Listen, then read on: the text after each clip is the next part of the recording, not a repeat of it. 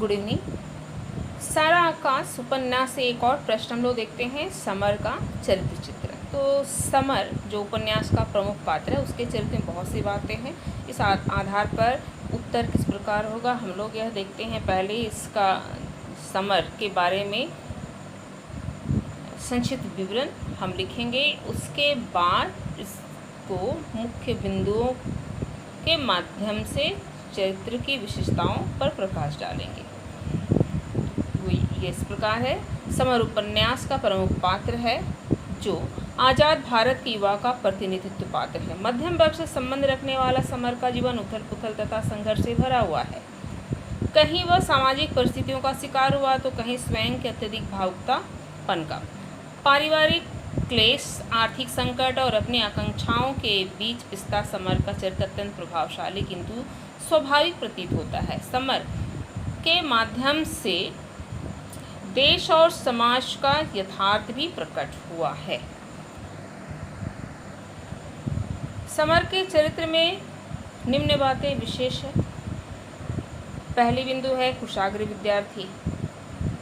18 पढ़ने में अच्छा था। घर परिवार तथा मित्र सभी को विश्वास था कि परीक्षा में अवश्य प्रथम आएगा। समर का मन भी पढ़ाई के अतिरिक्त कहीं नहीं लगता था। उसके बाद है अपने धर्म और संस्कृति से लगाव। चूँकि हम लोग देखते हैं कि वो किस तरह से मंदिर जाता है, पूजा पाठ इत्यादि में अधिक विश्वास करता है और अपनी संस्कृति को लेकर के बहुत अटल रहता है। ठीक है, यहाँ आप लोग देख सकते हैं, मैंने संक्षिप्त में कहा। और उसके बाद है महत्वाकांक्षी। उसकी आकांक्षाएं बहुत थी। वह पढ़ लिख कर देश और समाज के लिए कुछ करना चाहता था। तो इस तरह से वो केवल 10वीं और इंटर पास करके छोटी मोटी नौकरी नहीं करना चाहता था, बल्कि एमए करके प्रोफेसर बनना चाहता था। और आगे भी जब प्रभा से मेल होता है तो प्रोफेसर बनकर प्रभा के साथ उच्च जीवन शैली जीने की इच्छा रखता है। बड़ों के प्रति सम्मान, उसके मन में बड़ों के प्रति सम्मान था। माता पिता जो उसके साथ रूखा व्यवहार भी करते थे तो वो उनका कोई जवाब नहीं देता था। पिता के प्रति एक डर की भावना रहती थी। जहाँ यहाँ बताया गया कि जब प्रभा से बात नहीं किया तो उसे बुलाया जाता है मुन्नी के द्वारा।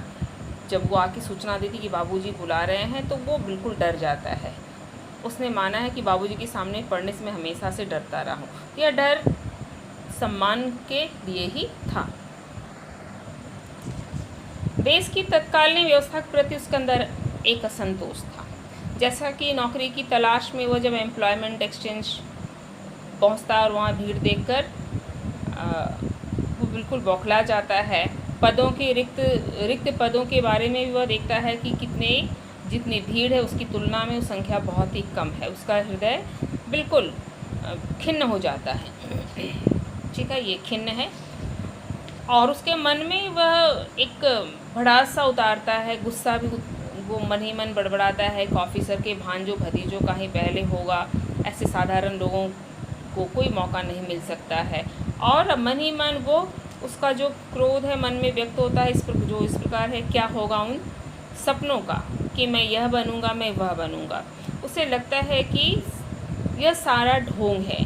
देश के लिए इंजीनियर चाहिए, डॉक्टर चाहिए, वैज्ञानिक चाहिए, जो कि नेता इस तरह का भाषण देते थे। लेकिन उसे लगता है कि किसी को कुछ नहीं चाहिए, देश को बस माली और चपरासी ही चाहिए। तो एक असंतोष भी है उस समय की व्यवस्था को लेकर के। उसके बाद हम कह सकते हैं कि वो समझदार और विवेकशील है। ये बातें कहाँ दिखाई देती है? प्रायः शिरीष भाई साहब से जब भी बातें होती है भारतीय संस्कृति की बहुत सी विशेषताओं पर, जैसा कि आत्मज्ञान, ब्रह्म ज्ञान, हिंदू कोड बिल, संयुक्त परिवार व्यवस्था, तो इन तमाम चीज़ों का जब भी शिरीष भाई विरोध करते थे तो पहले तो वो चिढ़ता था। उसके अंदर उनका विरोध देखकर उनके विचारों से उसके मन में भी विरोध उत्पन्न होता था। लेकिन उसके पश्चात वो जब सोचता था, शांत मन से विचार करता तो लगता था कि वो सही ही कह रहे हैं। चाहे स्त्री की दशा हो, उसके बारे में चर्चा होते उसके मन में प्रभा और मुन्नी का ध्यान आने लगता था। संयुक्त परिवार की व्यवस्था पर उसके मन में विचार आने लगता कि हाँ सही तो है, उसके घर में कला दिन रात लगा रहता है। तो इस तरह से उसकी विवेकशीलता है, समझदारी है कि कुछ समय पश्चात वह बात पर विचार करता था और वो उसे मानता भी था। जल्दबाज, उसके चरित्र में कुछ खामियां भी है, ऐसा भी प्रश्न पूछा जा सकता है कि अच्छाइयों के साथ खामियां क्या है। तो जल्दबाज है, बहुत जल्दी वो निर्णय ले लेता है तुरंत। जैसा कि सुहागरात वाले दिन वो जिस दिन सुहागरात थी पहले ही निर्णय ले लिया कि मैं उसे बोलूँगा नहीं। जब प्रभा नहीं बोली तो वो तुरंत निर्णय ले लिया कि बहुत ही गलत लड़की है। तो इस तरह से बहुत ही जल्दबाज है। उपन्यास में व्यक्त हुआ कि वो भावुक है, अत्यंत भावुक। कई बार यह दिखाई देती है, ऐसी स्थिति दिखाई गई है, ठीक है। जैसे कि विवाह के हो जाने के पश्चात उसकी भावनाएं तरह तरह के विचारों में गोते लगाने लगता है। कभी बहुत अधिक पीड़ा का अनुभव करता है, बेचैनी का अनुभव करता है।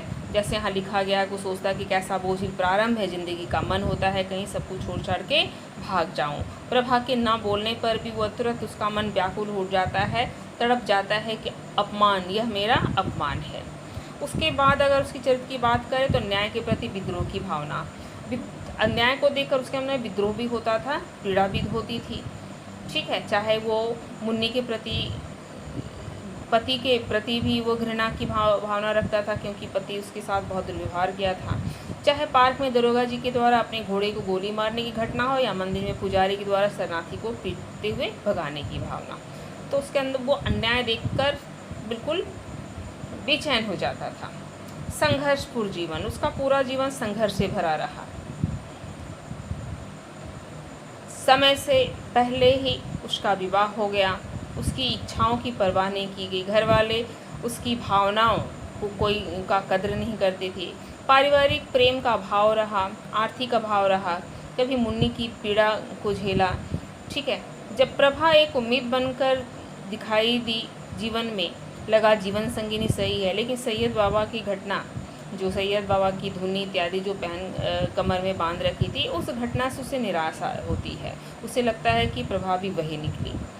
तो जब भी आप लिखेंगे, यहाँ कोटेशन का प्रयोग मैंने कम किया, आप ज़रूर करेंगे, ठीक है। और तनख्वाह के पैसे लेकर तो जो हुआ वो बहुत अति हो गया। बाबूजी ने कोई कसर ही नहीं छोड़ी। हताश समर घर छोड़ने तथा आत्महत्या करने के बीच उलझ जाता है। तो इस तरह से पूरा जीवन संघर्ष में ही बीतता है। धन्यवाद।